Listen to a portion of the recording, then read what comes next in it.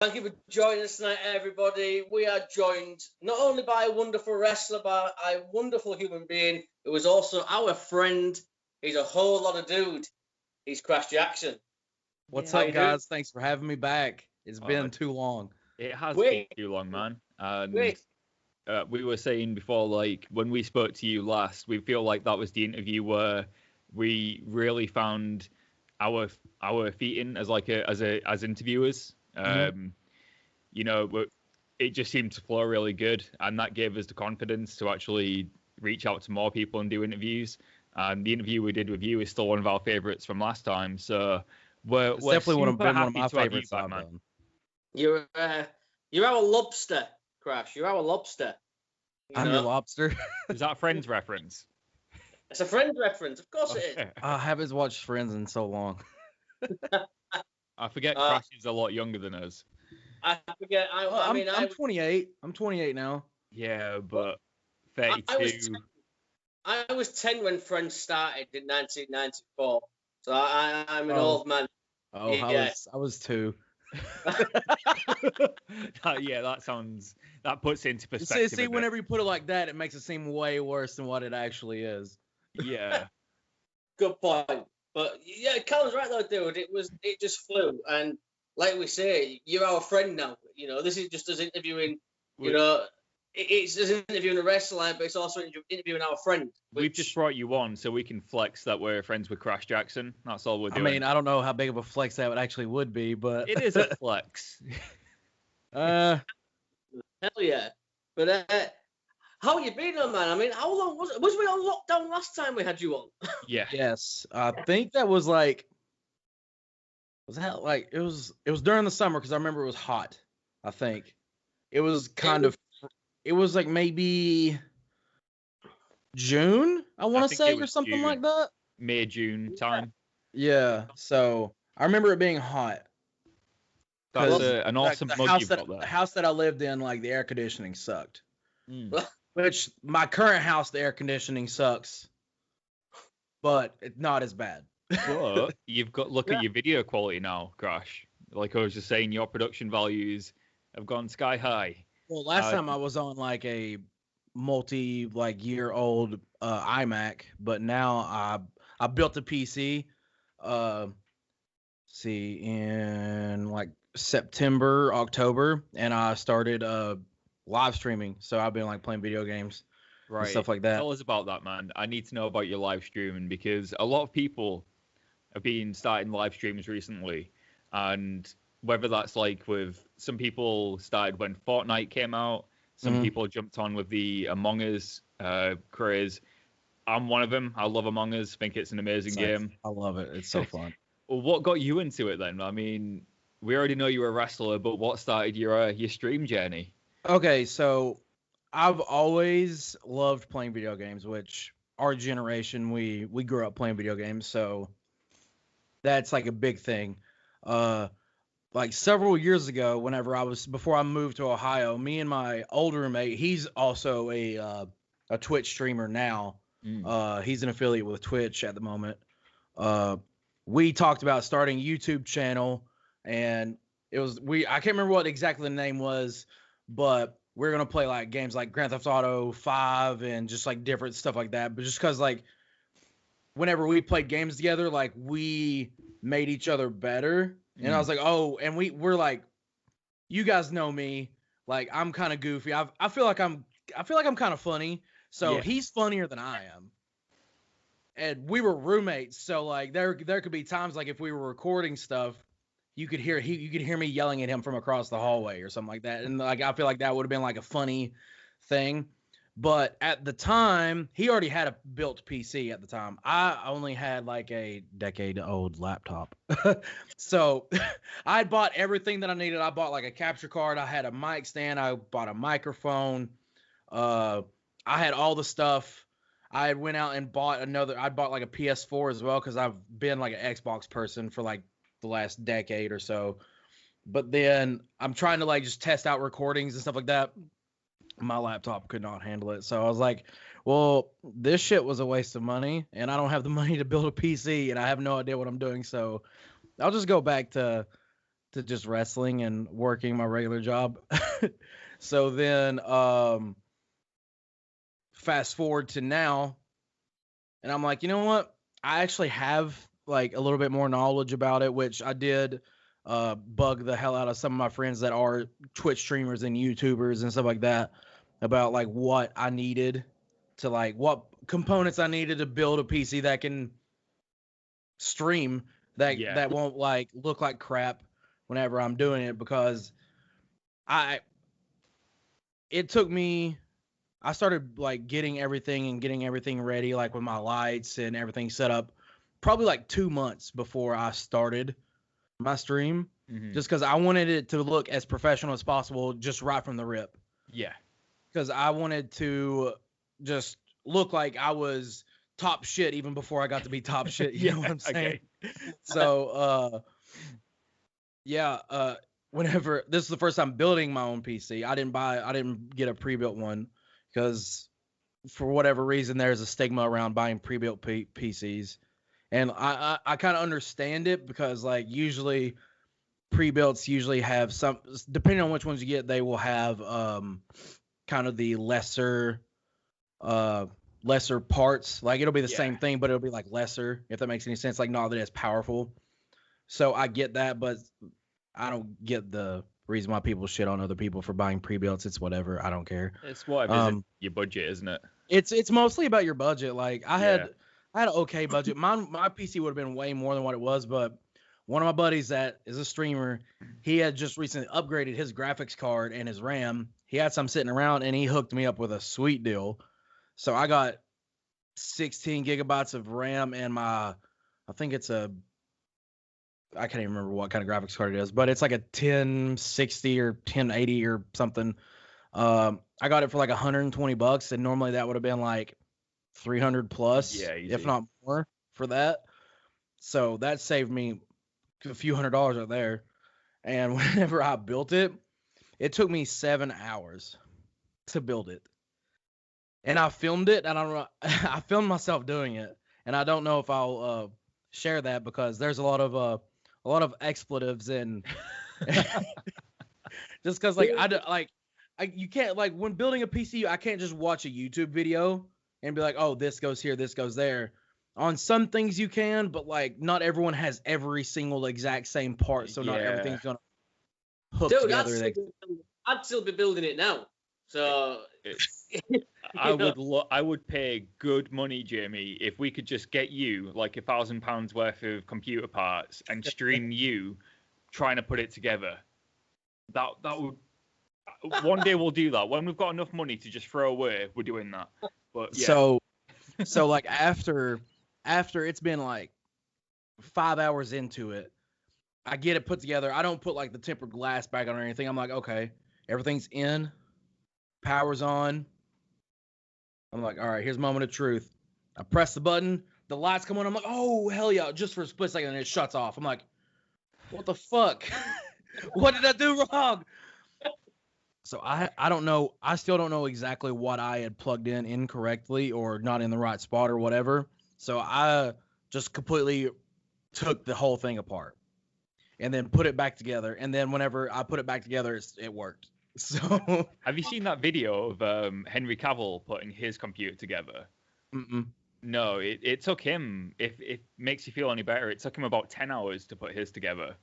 And he did like this time lapse. And it took him all day to put together. And it didn't work when he turned it on the first time either. And it's because he'd put the one of the battery components in upside the wrong way around. He had to take it all apart and put it back together again. So even Superman fucks up when putting computers together, Crash. So don't worry about it. Sweet.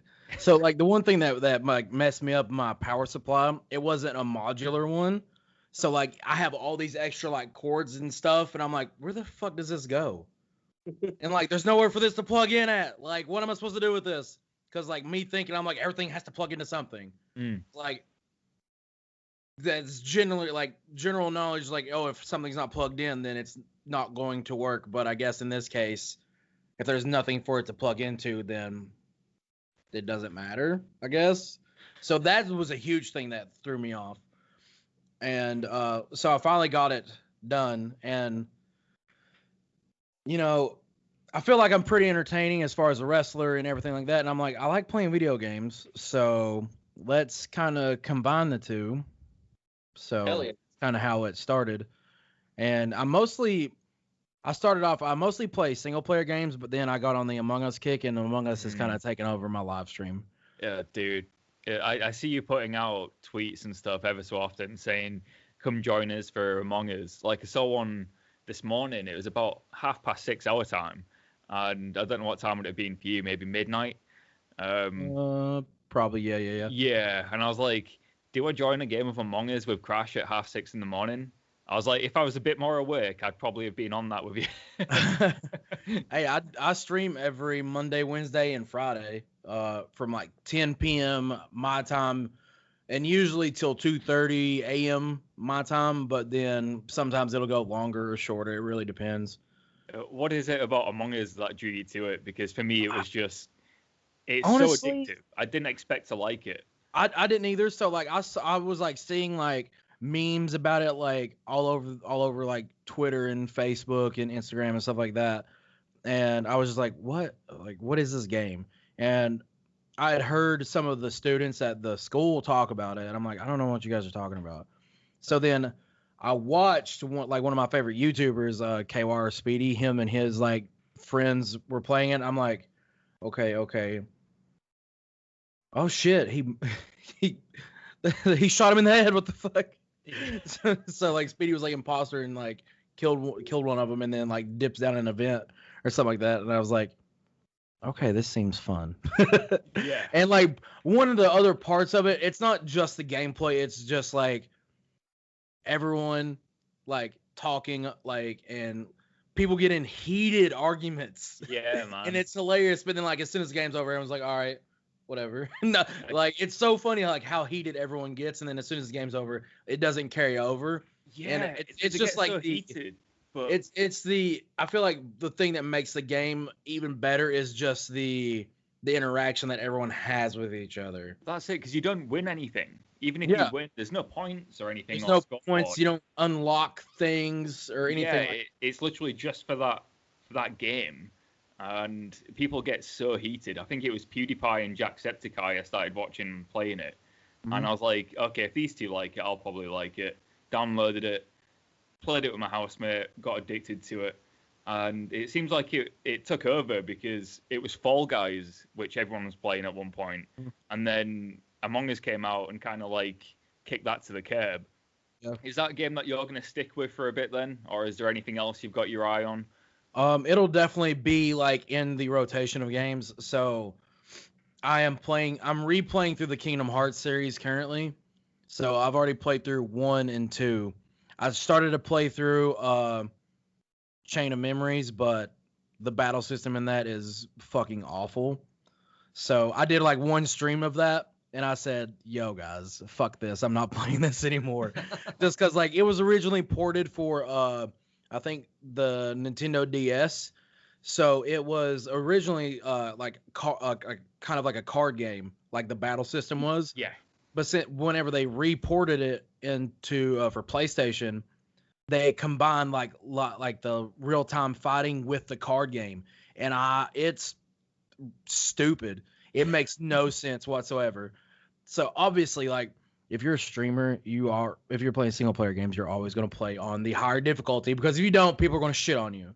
Yeah. And plus, I feel like it's more rewarding if you play on the higher difficulty, because then you'll get like the better unlockables and whatever. So I am playing on the hardest difficulty that the game has, and I'm on like the second world, and just like these little minions are whipping my ass. And like in that card game, like you have to play like an attack card, but like there's like a number system per each like attack card or magic card or summon card or anything like that.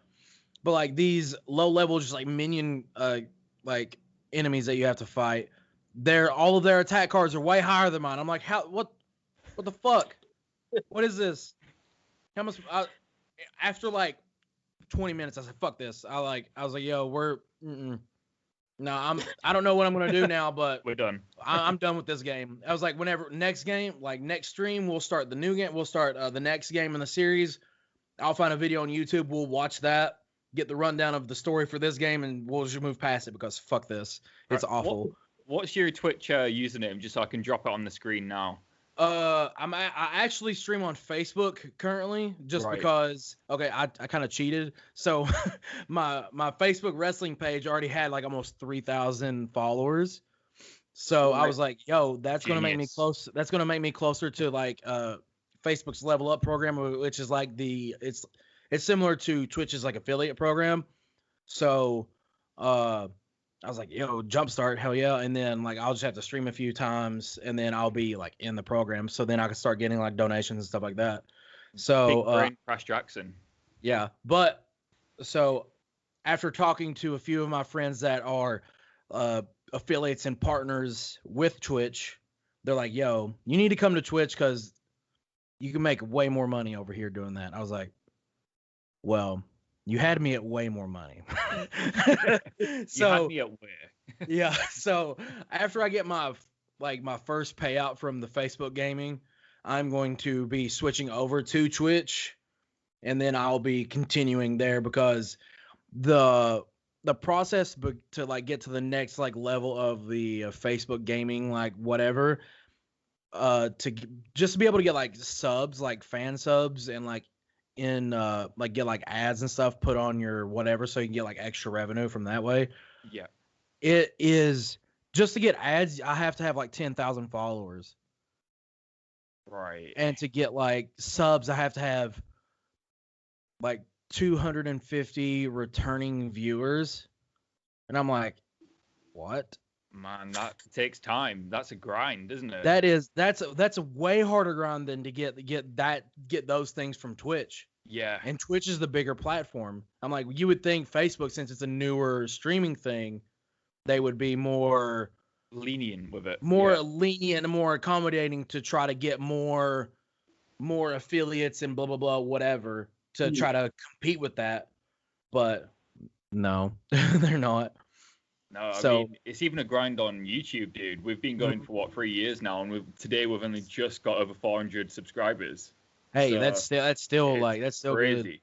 Good. It's my wrestling YouTube, which it's so hard to get film from fucking promoters sometimes, and it's annoying as hell. So like I don't have content to put up on my wrestling YouTube, but I'm finally like over 100 subs on there.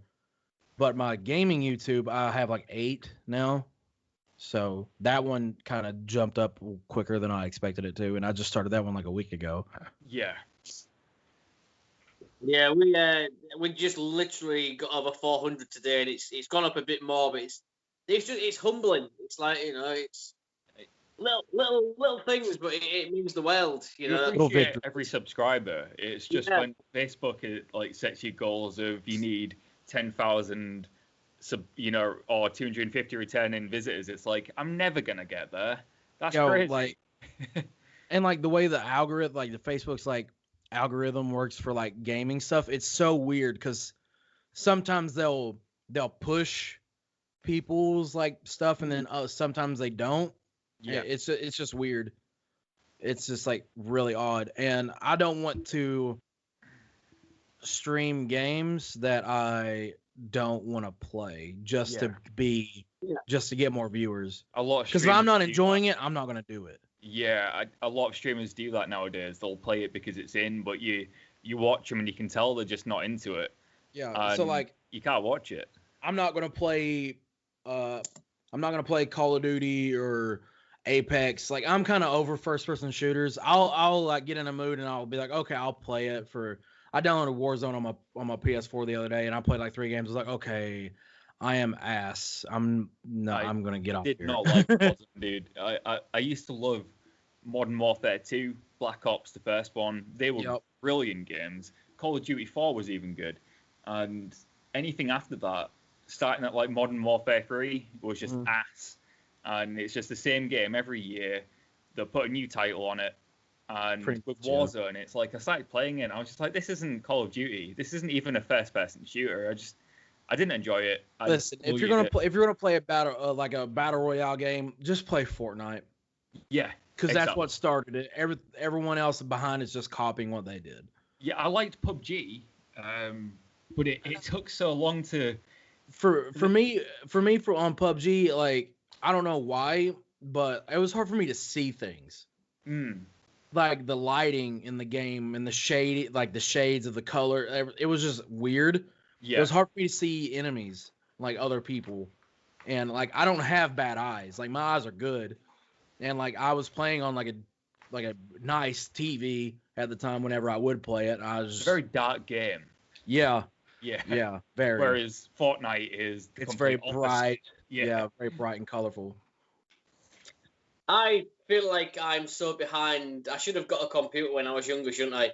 Because I have no idea. I think the last game Jamie played might have been Pong on yeah, that's a classic. That's a classic. In the arcade. Yeah. I don't what's Pong. You're not that old, mate. Don't even pretend. Everybody knows what Pong is. Even if they haven't played it, everyone has heard of it. Genuinely, I have not heard of Pong. I have no idea what it is. Dead ass? Really? Seriously, dude. Seriously. I'm literally doing Ringsiders with a caveman. Sorry, I don't know. Oh, man. Hi. Maybe, I don't know, it's too late for me to buy a PlayStation or an Xbox. No, literally the new PlayStation's just come out. There's never been a better time to get a PlayStation. Well, yeah, I don't have one yet. I'm an old man, aren't I? But, you know. But why are you here, though, Christ? Let's talk a little bit of wrestling as well, because... wrestling, we can talk about anything, man. On Ringsiders Wrestling, you want to talk about... I know, right? Well, what I didn't realise, obviously... Last time you had you on, I never got to ask you about this, but recently we've become very good friends with Colin as well at Synergy, and I know you worked for Synergy. And what was that like for you working at Synergy and getting to work with Colin? It was really cool. So, myself, Lord Crew, and Ace Austin, we drove up from Dayton to go up there to Jersey to work that show, and so whenever we got there, I knew me and Crew didn't know exactly what we were going to be doing, but whenever we got there, Colin was like, "Hey, you guys are going to wrestle each other." He's like, "Okay, cool." So like who's like winning, who's up, whatever, you know. And he was like, "Well, I couldn't decide who I wanted to put up, so you guys just go out there and like do all your best and cool shit, and then the match after you, like Tremont's going to come out and interrupt your match and just gonna start his match. He's gonna be like, fuck you guys." So yeah, so just go get over and you know, do what you do best. So I thought that was kind of cool because he couldn't decide. I've not been hit with that before, like going to a promotion. It's like I couldn't figure out who I wanted to put over, so you guys just go do all the cool shit, and then we'll like get it nixed somehow at the end. It's a good job you're a really nice dude, because can you imagine in some companies with some wrestlers, if you said to two boys, you decide who wins, that would be the biggest politic argument you could give a wrestler. Like, I'm going over, I'm doing this. You know, like, you don't, the whole point of having a promoter is to say, hey, you're going over, but it's a good job, you're a nice dude. Yeah. Well, it also helps that me and Lord Crew are really good friends. Yeah. So we've wrestled each other. I don't know how many times in. Every time we do it, it's always a good time, and we always beat the shit out of each other. Hell yeah. Because like we both really love like kind of that New Japan strong style. Yeah. So we just go out there and just like fucking lay it in. I'm just remembering now all the things since we last spoke to you that I've been dying to ask. Obviously, after we spoke, the Cody Rhodes won the TNT Championship, and there was the hashtag going around to try and get you as one of his opponents, because I know you were campaigning for it. We were dying to see it. We were really pushing Crash Jackson versus Cody Rhodes for the TNT Championship. Didn't happen, but I still think it could one day. Hopefully.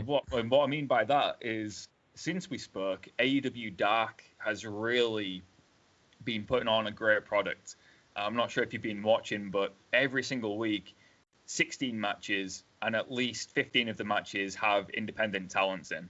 And they're really looking after the independents right now, giving workers who might not get the chance to work something to do, bring them in, giving them a tryout. And Crash, I feel like that's somewhere we're going to see you at some point. Is that what you're looking to do this year? Always. Like my goal is to just like work. Yeah. Right. Well, with COVID and like all the restrictions right now is just really just to get in the ring. Yeah. But like definitely getting on another big like national like TV product is the goal, because I've been on Impact, done some stuff with them a couple of times, and Ring of Honor is also on my radar that I would love to go and do some things with, because I have friends that are signed that are signed literally to every company right now. Yeah. And it's cool, but also I'm like, damn, all my friends left me. Dude, but it's not like a jealous thing. I'm like, I'm happy. Like, I'm probably more happy for them than they are for themselves. Yeah.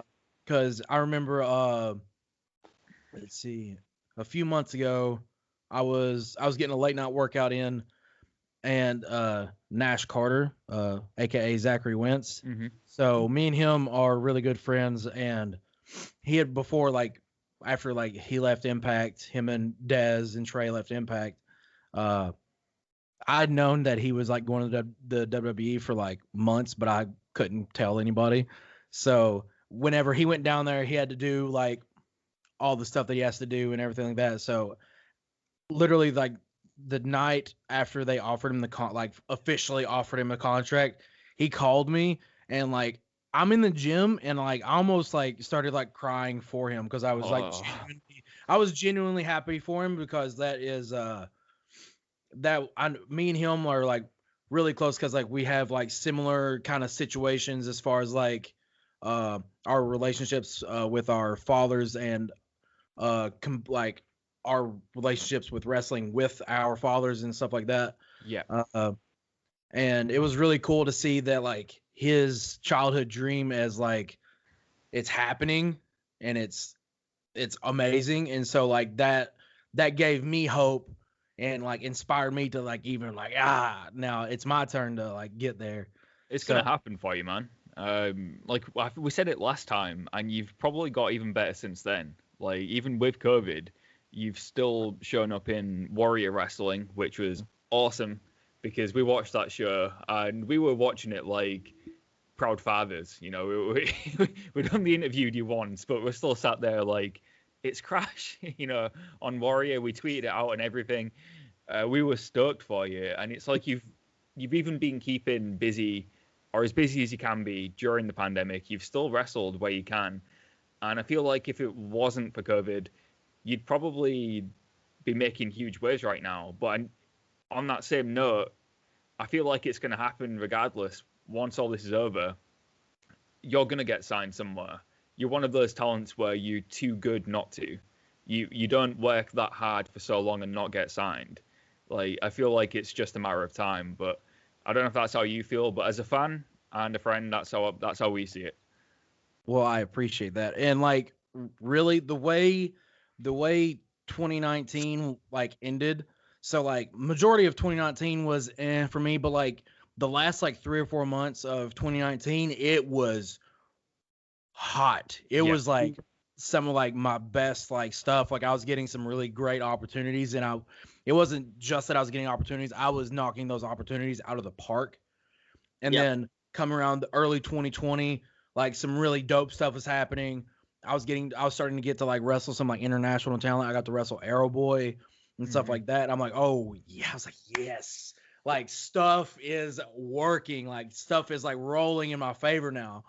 And then COVID happened, and it kind of screwed that up. And like, I've talked about this with like several people. I feel like with the way 2019 ended and the way 2020 started, if COVID wouldn't happened, if it would have kept rolling that way, I feel like I probably would have maybe not necessarily been signed, but I would definitely been like a regular appearance on somebody's TV product by now. Yeah, absolutely. And I mean, there's still plenty of time for you, Cross. Like you said, you're only 28. You're still incredibly young and stupidly talented, because I think what a lot of people realize about you when they watch you wrestle is you might be a heavyweight, in the way you wrestle, but you're also move like a cruiserweight. Like there's something special about you. You've got a unique style, which I don't think many companies have right now. And I like trying to think of it now. Like I know there's in GCW, you've got Calvin Tankman, for example. He's a big dude, but he can move. But I think that agile big guy is missing in a few companies, especially like in AEW or in NXT or even Impact. And I think like when the world opens up, it's the world to your oyster, so to speak. So I feel like that the like that mixture of like that heavyweight and cruiserweight thing, it definitely plays in my favor because I am not tall. I am not tall like normal heavyweights, like dudes that weigh as much as I do. Mm-hmm. So, cause like I'm 5'10" on a good day. I'm probably only like 5'9", but my driver's license says 5'10", so I'm going with that. Yeah. But I definitely owe my previous years of playing like sports, like a lot of my like agility and like quickness, because I played football for over a decade. I played basketball for a decade. I dabbled in a little bit of baseball, but not really. So like athletics and like the athletic side of wrestling has always been like pretty easy for me, especially like whenever I was first started training. It was always like the psychological side of wrestling that always like kind of eluded me. But like the more and more connections and the more friends that I make that are more experienced than me and things like that, and talking with them, it's really like kind of opened it up, and like I understand things more and more and more. And so like my psychological side of wrestling is finally starting to catch up with my physical side of wrestling. So I feel like that's helping me round out the package, so to speak. Hell yeah, man. You look at it as well. I mean, you've been in the ring with some pretty big names as well. I mean, Brian Cage on Impact. You was there. I mean, I was looking at it again. I was doing a bit of research just to, see what you've been up to and stuff. You Brian Cage, AC Romero. I mean, Moose, KTB, all these guys. I mean, what's that been like as well for you? I mean, that must be a big learning experience to get to go, in the ring with those guys. Okay, so whenever I got to do that spot for Impact, I was replacing Moose because he had injured his knee like a few weeks before at what was it, House of Hardcore up in Philadelphia, Tommy Dreamer's promotion. And I was there at the show. I didn't get on the show, but I was there like hanging out because I had traveled up there with Ace Austin and Clayton Gaines because we were doing a string of shows like in that area over the weekend. And so I was up there hanging out with him, whatever. And then I saw that he hurt himself, and I was like, oh shit, like he has a show in, like Impact has a show in Dayton in like a few weeks. I wonder what's going to happen with that. And so literally like four days before, or no, not even 4 days, like 3 days, like 2 or 3 days before the show happens, I get a text from Sami Callihan.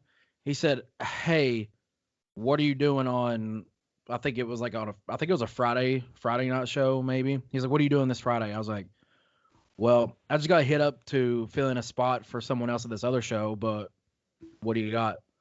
So he was like, yo, so I got you a spot to replace Moose in this scramble match if you want it. I was like, give me a second. So I went and told the promoter, I was like, yo, I'm going to go wrestle for Impact. I can't make it. which he completely understood it. Like it's a big platform to get seen. He understood because like we hadn't like permanently like set it in stone that I was coming yet. So I was like waiting. And so he was like, okay, yeah, that's fine. You just go do it. So getting there and like being in that I don't know how to explain it, just like the system, like the way an actual TV product is ran. Yeah. It's very like eye-opening because I've wrestled for for all kinds of like places that do like a TV product or an internet TV product or just whatever, but it's not the same at all. And so getting to wrestle with guys like Willie Mack and Brian Cage and AC Romero and Madman Fulton, like I've seen these guys wrestle on TV. Yeah. Like I remember like watching Brian Cage and Willie Mack on Lucha Underground. Mm-hmm. What? Like mind blown. And like D'Lo Brown was our agent for the match. That was cool as shit because I watched him on TV. Yeah. Like I loved watching D'Lo. D'Lo was cool as hell. Yeah, man. And like getting to and like D'Lo like told me, he was like, yo, he was like really good shit out there like after the match, and I was like, oh, D'Lo liked my shit. Like I was on cloud 9, bro. Like you couldn't have told me nothing that day. Like I was like, I don't just my nose up in there. Like yo, like I was just like, it's just really hard to describe that, like that high that high that I got from that. Like it was insane because like I'm sharing a ring with these guys that I've watched on TV. Like I'm getting compliments from these guys that I've watched on TV, and it's like, oh shit, okay, what I'm doing it right. What do I need to keep doing? Mm-hmm. And then I think it was like not even a month later, or it was like very close to that show. Pro Wrestling Revolver had a show here in Dayton in the same building. Mm-hmm. I got added to that scramble match, and it had let's see, Madman Fulton, Legendary Larry D, Steve Manders, Moose, and who else is in it? I'm drawing a blank, but it was me and those guys. And finally getting to share the ring with Moose was amazing because he was one of those guys that I first started watching on the independents whenever I got into wrestling. Because I was watching guys like him, Apollo Crews, Akira Tozawa, and Ricochet. Because I didn't know how to watch wrestling. Because like whenever I started, I don't think the network was like a thing for real. So the only way you could really watch old wrestling was like YouTube. As far as without having to go and buy DVDs and stuff like that. So I found all these guys like them doing their stuff in Dragon Gate and stuff like that, and watching them, and then getting to share the ring with Moose, which was a big influence on me, especially starting out because he come from a football background just like I did. Different levels, but still similar backgrounds. It was awesome, and then getting to work with him, and then I had like a very long talk with him after the fact, after the match and everything like that. And that was really cool, just to getting to almost like stuff coming full circle like that. It's like, it's amazing. It's really sweet. Yeah. And he's, another guy's also before we wrap up, which I don't like doing, by the way, but we have to. Another guy that you have been in the ring with is someone that me and Callum are huge fans of. Correct me if I'm wrong, but KTB. I mean, what's it like working with him? Oh, it was super fun. It was very easy too, because little known fact, we randomly tagged one time, and I think it was like in 2018. Yeah, it's like in 2018 at Rockstar Pro here in Dayton, just randomly. Like I wasn't in an angle or anything, and he came and they just put me and him in a tag match against a couple other people, and it was fun. And then I hadn't really seen him like since. And then I get a spot up there at Beyond, up in Atlantic City, and then we start talking or whatever. He was like, "Didn't we tag like a few years ago?" I was like, "Yeah, we did. Yeah." And it was just like really cool getting to work with him, which it was super hot that day. Okay.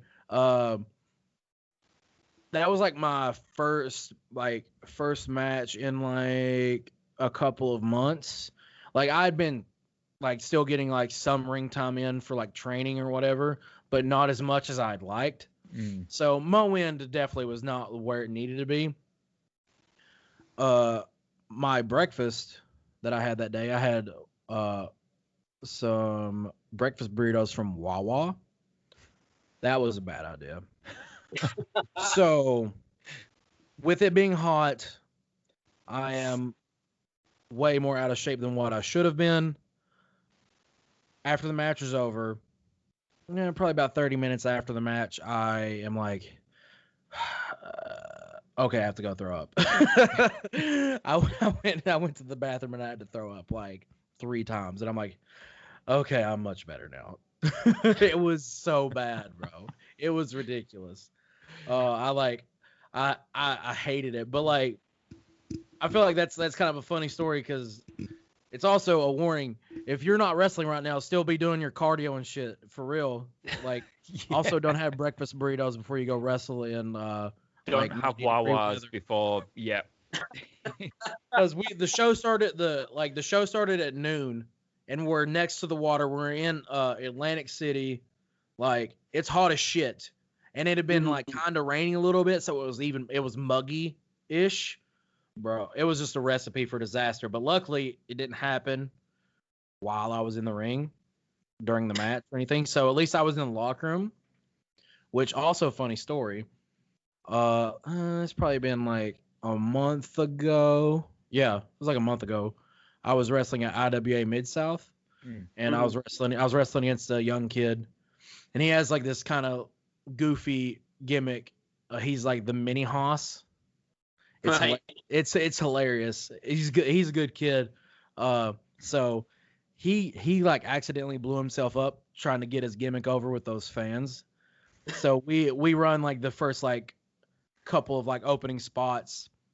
I cut him off because like I'm still the good guy. I'm still the good guy, but I'm a regular there. People know me, so I'm gonna like get this kid like a hot fire comeback right before the finish, and then I'll just beat him. So after the first like 2 or 3 minutes or whatever, he gets cut off. I cover him. He kicks out. He said, I'm blown up. I said, what? He goes, I'm gonna puke. I said, oh shit, push me away then. So he pushes me. I go away, and then he's getting up. He's getting up, and then just in the ring. He pukes in the ring. He pukes in the ring. And I hear the guys at the commentary desk. He goes, pin him now. In the match. It's over. That's amazing. It was hilarious. I'll have to find the video of it and I'll send it to you guys. I thought I had it saved on my phone, but because I was like looking for it the other day. So I have to go back and find it. And then I'll DM it to you guys because it's hilarious. Oh, please do. I can just imagine it now. My God, yes. But dude, we'll have to leave it there. You know you're coming back, and we're going to make it regular as well because it has been way too long. You are our friend. Third Ringsider confirmed here. But before we let you go, remind everybody where they can find you on social media, merchandise, Twitch, or is it Facebook? Plug your stuff, man. Alrighty, so it's still the same. All of my stuff is at the Crash Jaxon. My 2 YouTubes are the Crash Jaxon and WLD Gaming. Right now, currently, I stream on Facebook Gaming at the Crash Jaxon, but I will be making the transition over to Twitch, which will still be at the Crash Jaxon. I also have a Teespring store now, so you can get hoodies, joggers, leggings, phone cases, all kinds of like really cool stuff. I still have my pro wrestling tee store. All those are under the Crash Jaxon. Let's see. I think that is it. Yeah, or you could also use code Jaxon for 10% off Super Kicks. That's right. or if you're into weightlifting and like supplements and things like that, you can also use code CHOW10 for 10% off of Axe and Sledge supplements, which is the shirt that I'm wearing from one of their companies, Deadlifts and Gummy Bears. Nice. Look at you. You've got sponsors all over the place. Also, Scarlet and Graves, sponsored athlete from them. They have they've like been rolling out some really dope new designs on theirs. Also, my collab shirt with them, Purification Through Darkness t-shirt. It's really sweet. You should check it out. This is the most plugs we've ever had. I love it. Hey man, I gotta try to make my money somehow. Make the money. Hell yeah, you chill away. But man, like I said, it's been a pleasure. It's been way too long. Let's do this quite regularly. Like I said, I've got a few ideas. I'm going to throw it by Callum and we'll get back to you. But let's make this a regular thing. I'm down for it, my guys. But for now, our friend Crash Jaxon, thank you so much, man. We are Ringsiders. Thank you very much.